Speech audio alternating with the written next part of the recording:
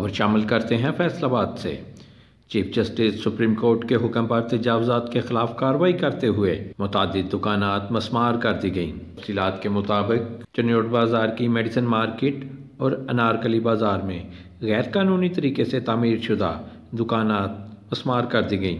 TMA के chief executive officer नेमुल्ला Waraich की ज़ेर निगरानी उनकी टीम इंस्पेक्टर मोहम्मद इफ्तिखार, राना करामत, राजा जफ़र अब्बास और जावेद सिंधु के हमरा कार्रवाई करते हुए मेडिसन मार्केट और अनारकली बाज़ार में दुकानात मस्मार कर दी गईं।